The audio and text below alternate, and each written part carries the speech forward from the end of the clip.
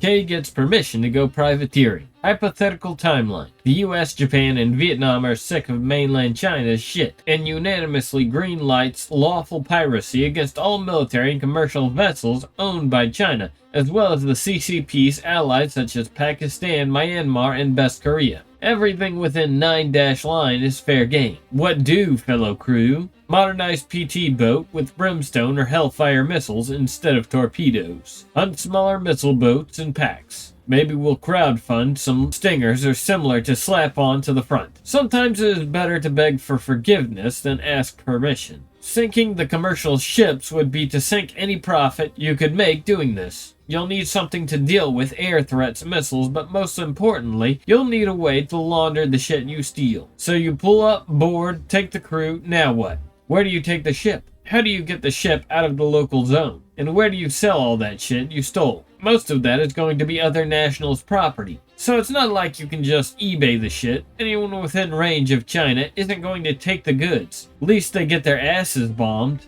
So you'd have to take the shit directly to Africa and hope for the best, suppose. Myanmar has been abducting chicks for years unmolested. The abductors are Chinese mafias based in Myanmar. Myanmar, Cambodia, and Laos are basically Chinese narco states. Nothing you can realistically get your hands on is going to give you a chance against the autocannon on Chinese Coast Guard ships. You might be surprised what you can get your hands on. Parsons' farewell intensifies. Let's ignore the whole crew recovery of assets from the shipping. Say you just wanted to inflict damage upon the shipping, just sinking the cargo ships. Say you get a bounty per ship sunk, so you can maintain operations. How do you effectively take out a ship with means a small-scale non-state group could feasibly acquire? If we look at the Houthi mess, cheap missiles don't do the job. They can damage, maybe cripple, but outright sinking isn't a common result. So how do you do the following? Remain undetected from military assets. Inflict effective damage. Use affordable assets to do the above. At the start of the operation, I would not expect man-pads on deck. Possibly, it could be effective to target the bridge of the ship with homemade explosives dropped via seaplane. Fly or boat the seaplane into the AO.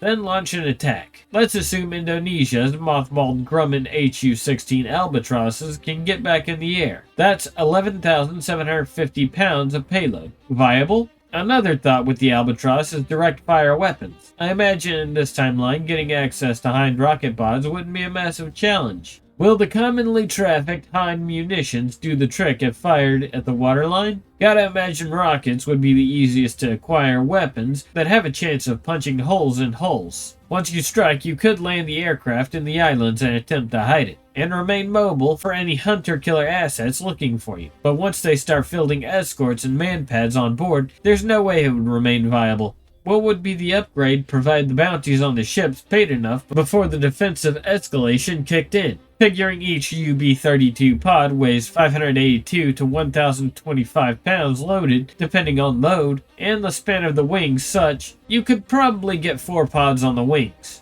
That's 2,328 to 4,000 pounds of your 11,750 pound payload. Considering the payload configuration accounted for fuel and 5,000 pounds of cargo in service. That seems within spec, though probably spend the remainder in reinforcement of the wings. Not sure which rocket would be the best. I assume heat/frag would do the job. S5 KPB, 32 by 4 of them at the waterline. Blow big hole. Shred internal piping and wiring to effectively disable the ship. 2,850 nautical miles gives you plenty of hiding options, but probably not enough airspeed if you're detected to fuck off before jets come hammer your albatrossy. There's no law that says privateering has to be done from a boat, so may I humbly suggest using the Seahawk. It can carry everything from an M2 Browning to a 30mm autocannon, a pair of lightweight torpedoes, 8 Hellfire ATGMs, a short-range ASHM, or a 5-man prize crew. It has a range of 500 miles, flies at 140 knots, can be refueled and rearmed from any jungle clearing big enough for the rotors to squeeze into, and is used by 16 different countries, which is more than enough for whoever's supplying us with spare parts and munitions to have plausible deniability. Wink wink. Going to need a tender/carrier for the heli/seaplanes. This is a 45-meter supply vessel. I imagine it would be a bitch to land on, but could get the job done. 1.1 million. Heavy investment, but offers a wider range of launch locations. In the same price range, you got 65-meter anchor working tugs you could probably strip down and fit a helicopter on.